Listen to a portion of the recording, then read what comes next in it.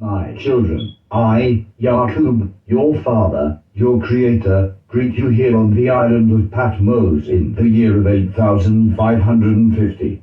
First, I shall thank you, my created people, the albinoid people, for adhering to my rules of Planned Parenthood and selective breeding to bring you into existence. I am here to pass on to you my final piece of wisdom which will allow you to rule the world for 6,000 years. I first envisioned creating you when I was just a boy after the darker tribes killed my mother and father and mocked and teased me in school. I have developed the best methods for controlling the darker tribes. You, my special people, my chosen people, my precious albinoids, you will have many empires if my program is implemented. As our boat sailed around the continent of Africa, I saw enough to know exactly how to control and rule over the darker tribes of the earth. Cords of wood as crosses for standing human bodies along the highways in great numbers, and using the tree and the rope to lynch are tactics of terror to instill fear and to punish the disobedient. But you do not want to kill off all of the subjects you are ruling over. You want to maximize your usage and manipulation of them for your own benefit and gain. I am not here to enumerate problems. I am here to introduce you to a method of ruling over the darker people of the earth. I have a foolproof method for controlling the darker tribes. I guarantee every one of you that if installed correctly, it will control the darker tribes of the world for at least 6,000 years. My method is simple. Any member of your family can use it. I have outlined a number of differences among the darker tribes, and I take these differences and make them bigger. I use fear, distrust, and envy for control purposes. These methods can work on a small scale and can work throughout the world. Take this simple little list of differences and think about them. On top of my list is age, but it's there only because it starts with an I. The second is color or shade. There is intelligence, size, sex, status, class, and location of residence, whether the darker tribes live in the valley, on a hill, east, west, north, south, have fine hair, coarse hair, or is tall or short. Now that you have a list of differences, I shall give you an outline of action, but before that, I shall assure you that distrust is stronger than trust, and envy is stronger than adulation, respect, or admiration. The darker tribes, after receiving this indoctrination, shall carry on and will become self-refueling and self-generating for hundreds of years, maybe thousands. Don't forget, you must pitch the old ebony male versus the young ebony male, and the young ebony male against the old ebony male. You must use the dark skin versus the light skin, and the light skin versus the dark skin. You must use the female versus the male, and the male versus the female. Also, all albinoids must distrust all ebonies. But it is necessary that all ebonies trust and depend on you albinoids. The ebonies must love, respect, and trust only you albinoids. My children, these rules are your keys to control. Use them. Have your wives and children use them. Never miss an opportunity.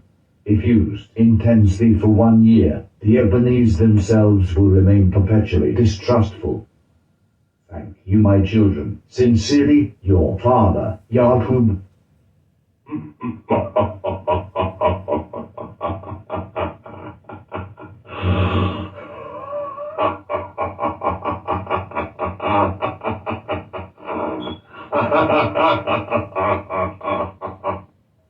Greetings, everyone.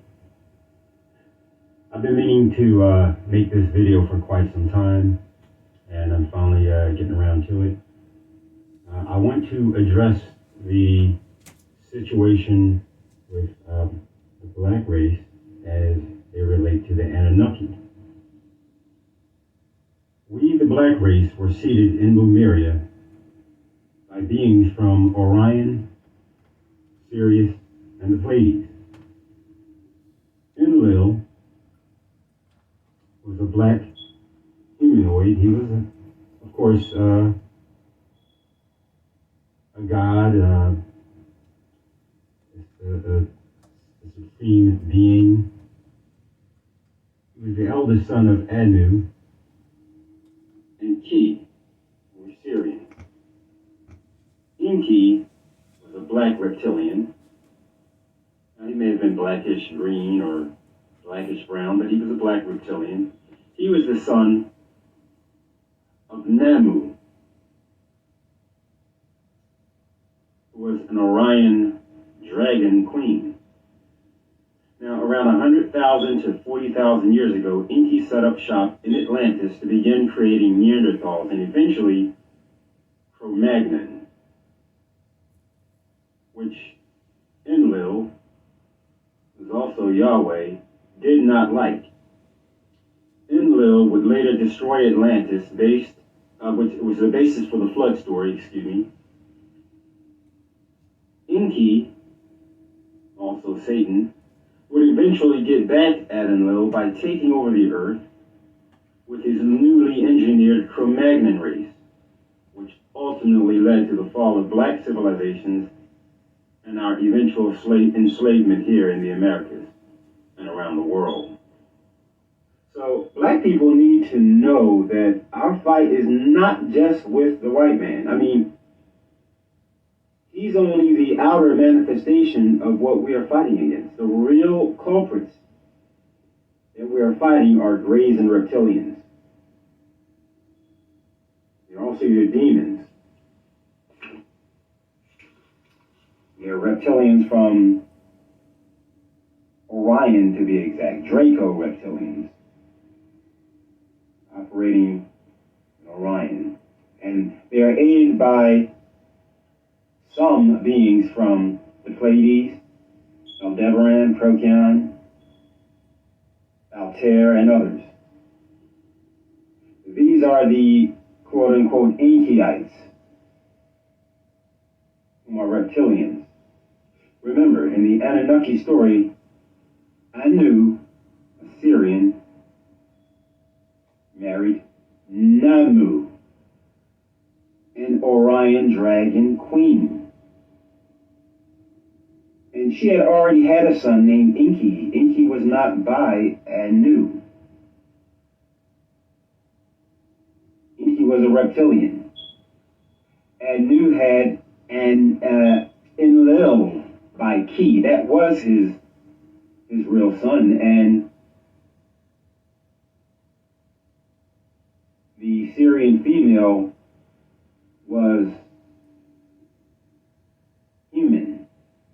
The Syrians, under the supervision of the Elohim, seeded black humans on earth. In Genesis 1:26, it says, "And the Elohim said, let us make man in our image, according to our likeness, and let them rule over the fish of the sea, and over the birds of the heavens, and over the livestock, and over all the earth, and over all the creeping creatures that creep on the ground."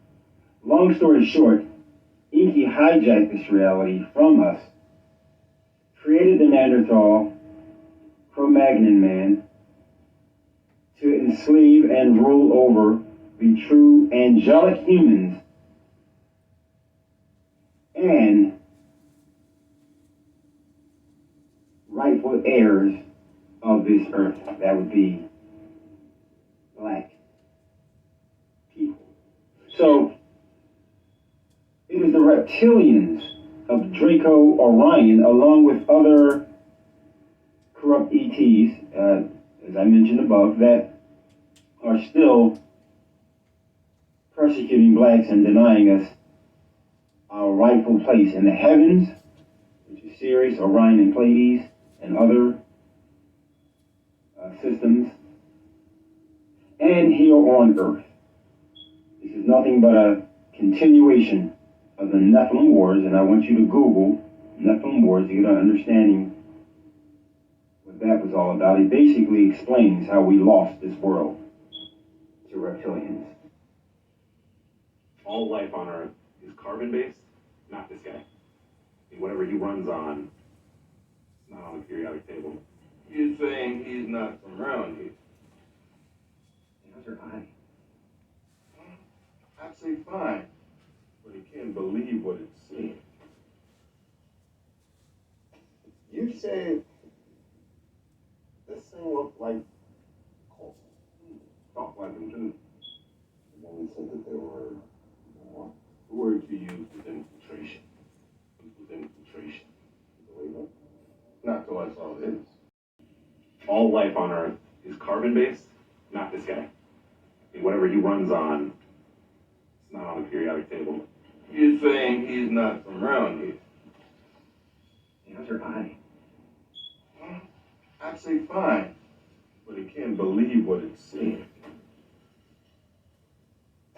You said this thing looked like coal. Talk like him too. And then we said that there were more. The word you used was infiltration. It was infiltration. You believe it? Not till I saw this. Phone. How about I tell you my secret?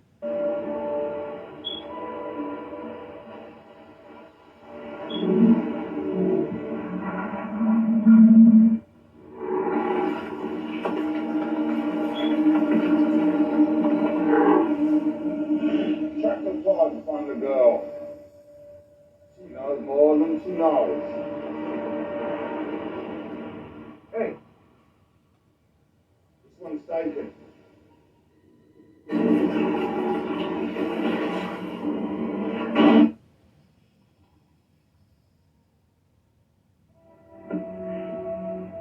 Through a lens.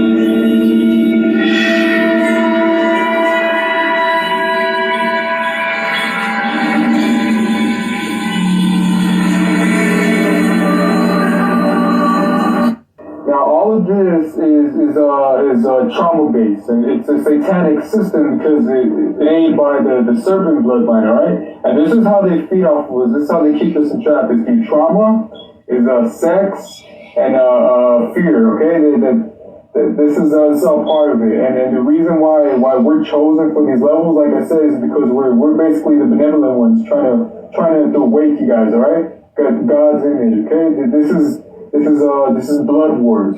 There is God's people and there's the devil's people, the serpent, the dragon, and which is all part of the matrix. The serpents is the reptilians bloodline, you know, the Enki, the genetically mixed hybrids and all that. That's all part of that bloodline, okay? And all of this is feeding them, which is why it's all trauma based, and it's why if you notice why everything is violence. Every movie it's not cool unless it's violent, and everything is sex. Okay, sex with a hybrid that are everywhere is death to humans. Okay, it corrupts your DNA. All right, and when you are soul scalped, which I explained in my video, the host, you're still you. Okay, but your conscience is dead. All right. You have been soul scalped, and sex with them, sex period, it puts you in an ignorant trance, all right? You're very ignorant of everything, what truth is and everything. You just go with what you see. Were you listening to me, Neil? Or were you looking at the woman in the red dress?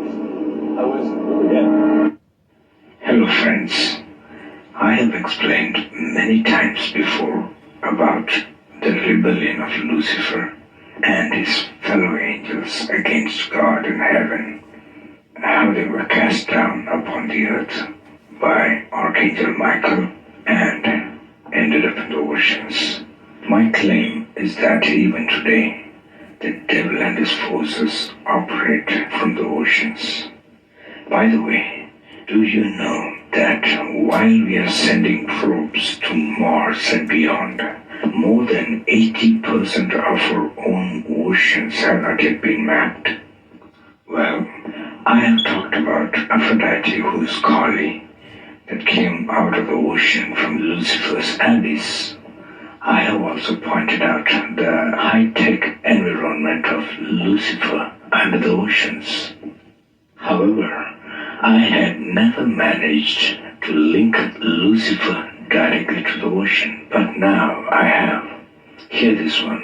Historian Berosus from the 3rd century BC, who was also a Babylonian priest of Marduk, wrote that when civilization was re-emerging from the chaos caused by the great flood of Noah, some half-fish and half-human creatures, known as the Abkalus, emerged out of the oceans of Dilmun, which are the Bahrain, Kuwait, and the Qatar regions of Saudi Arabia.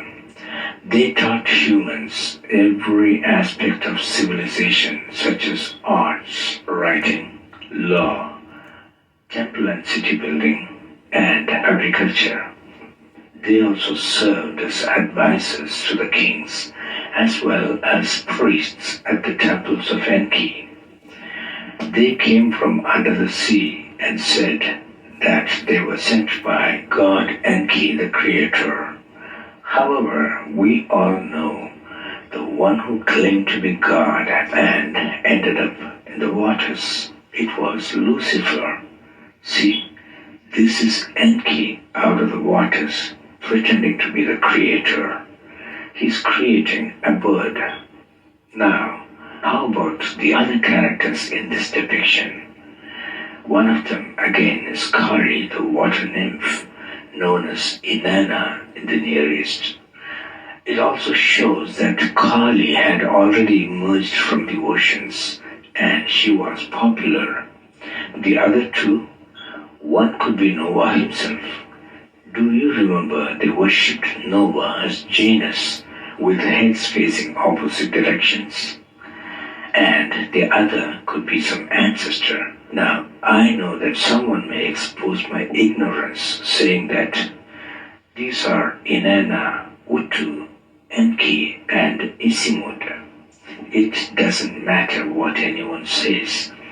If you want the truth, you gotta read between the lines in the light of what God's word says, because the truth is never plain in paganism.